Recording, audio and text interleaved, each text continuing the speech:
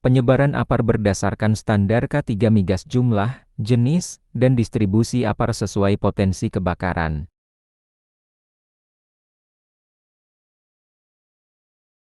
Outline, jenis, dan distribusi APAR.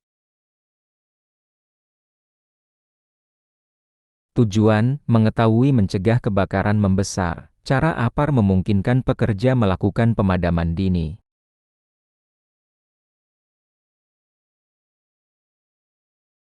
Tujuan penyebaran APAR adalah untuk mencegah kebakaran kecil berkembang menjadi kebakaran besar. Dengan tersedianya APAR, pekerja dapat segera melakukan pemadaman dini saat api pertama kali muncul. Tindakan cepat ini sangat menentukan keberhasilan pengendalian kebakaran. Selain itu, penyebaran APAR yang sesuai standar juga meningkatkan efektivitas respons darurat di area kerja. Penyediaan APAR merupakan kewajiban perusahaan dalam memenuhi standar K3 migas dan melindungi keselamatan pekerja serta aset perusahaan.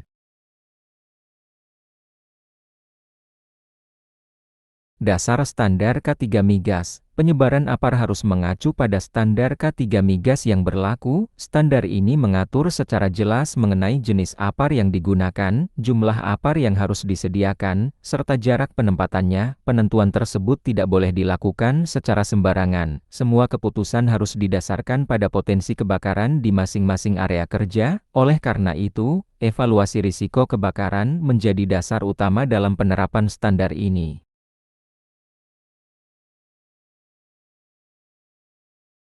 Konsep potensi kebakaran. Potensi kebakaran ditentukan oleh beberapa faktor utama, yaitu bahan yang digunakan, aktivitas pekerjaan, dan kondisi lingkungan kerja. Area yang menyimpan atau menggunakan bahan mudah terbakar memiliki risiko kebakaran lebih tinggi. Aktivitas panas seperti pengelasan, pemotongan, dan grinding sangat meningkatkan potensi munculnya api. Selain itu, lingkungan tertutup dan minim ventilasi dapat mempercepat penyebaran api dan asap jika terjadi kebakaran. Semua faktor ini harus dipertimbangkan dalam penempatan APAR. Klasifikasi kebakaran. Kebakaran diklasifikasikan berdasarkan jenis bahan bakarnya. Klasifikasi ini sangat penting untuk menentukan jenis APAR yang digunakan. Kelas A adalah kebakaran benda padat seperti kayu, kertas, kain, dan plastik. Kelas B adalah kebakaran cairan dan gas mudah terbakar seperti BBM, solar, dan gas LPG. Kelas C adalah kebakaran yang melibatkan peralatan listrik bertegangan. Kesalahan memilih APAR dapat menyebabkan kebakaran semakin parah.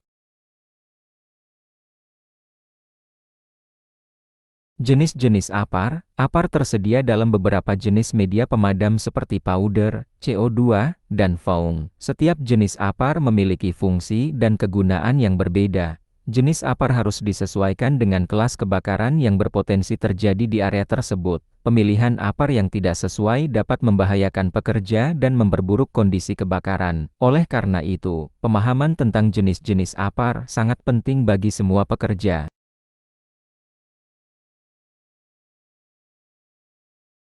APAR Dry Chemical Powder ABC. APAR jenis Dry Chemical Powder ABC adalah yang paling umum digunakan di industri migas. APAR ini mampu memadamkan kebakaran kelas A, B, dan C. Karena sifatnya yang serbaguna, APAR ABC cocok ditempatkan di area operasional umum, workshop, dan area kerja lapangan. Media powder bekerja dengan cara memutus reaksi kimia api. APAR ini juga relatif mudah dioperasikan oleh pekerja.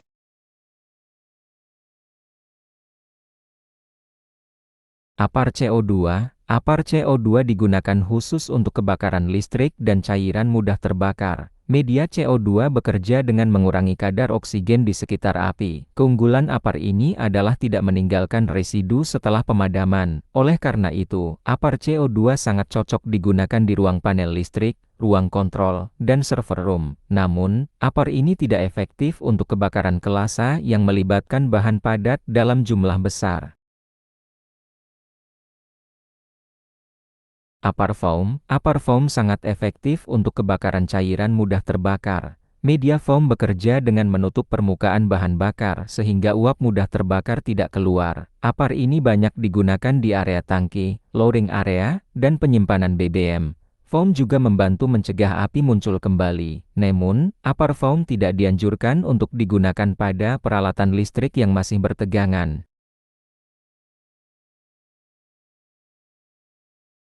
Penentuan jumlah APAR. Jumlah APAR ditentukan berdasarkan luas area kerja dan tingkat risiko kebakaran. Area dengan risiko tinggi wajib dilengkapi dengan APAR dalam jumlah lebih banyak. Selain itu, penentuan jumlah APAR juga mempertimbangkan kemudahan akses dan jalur evakuasi. APAR harus dapat dijangkau dengan cepat dalam kondisi darurat. Standar K3 Migas menetapkan jarak maksimal antar APAR sebagai acuan utama.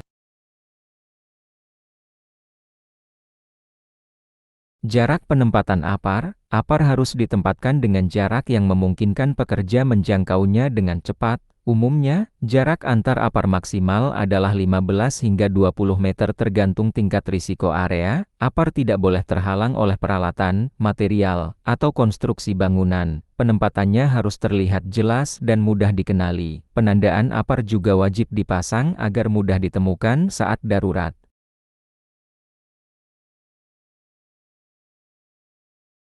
Ketinggian penempatan APAR. APAR harus dipasang pada ketinggian yang aman dan ergonomis. Umumnya, pegangan APAR berada pada ketinggian sekitar 1 hingga 1,2 meter dari lantai. Ketinggian ini memudahkan pekerja untuk mengambil dan mengoperasikan APAR dengan cepat. APAR tidak boleh diletakkan langsung di lantai tanpa berakit. Penempatan yang benar mencegah kerusakan APAR dan memperpanjang umur pakainya.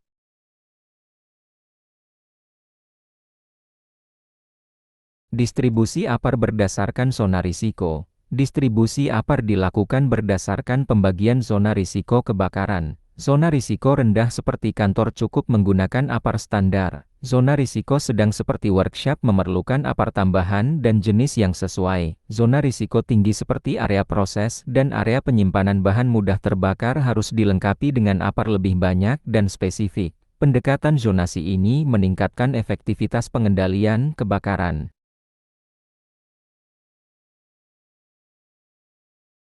APAR di area proses migas. Area proses migas memiliki potensi kebakaran yang sangat tinggi. Oleh karena itu, APAR harus tersedia di setiap titik kritis area proses. Jenis APAR yang digunakan harus disesuaikan dengan bahan yang diproses. Pemeriksaan APAR di area ini harus dilakukan lebih rutin. Kesiapan APAR menjadi faktor penting dalam mencegah insiden besar.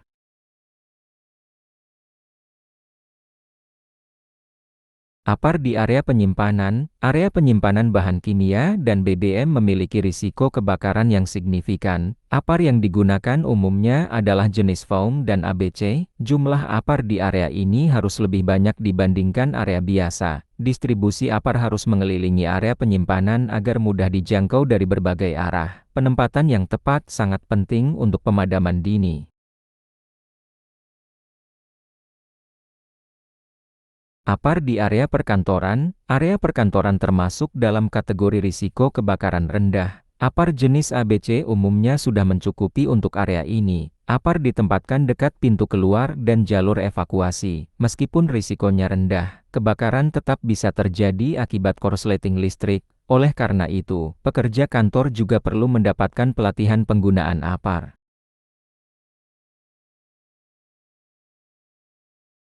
Inspeksi dan pemeliharaan APAR. APAR harus diperiksa dan dipelihara secara berkala. Pemeriksaan meliputi tekanan tabung, segel pengaman, dan kondisi fisik APAR. APAR yang rusak atau tekanannya tidak normal tidak boleh digunakan. Semua kegiatan inspeksi harus dicatat dan didokumentasikan. Pemeliharaan yang baik memastikan APAR selalu siap digunakan saat darurat.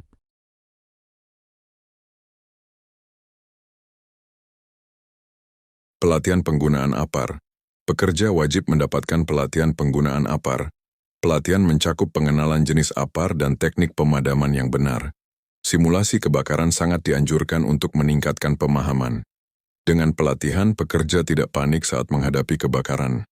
Kesiapsiagaan darurat di tempat kerja pun meningkat,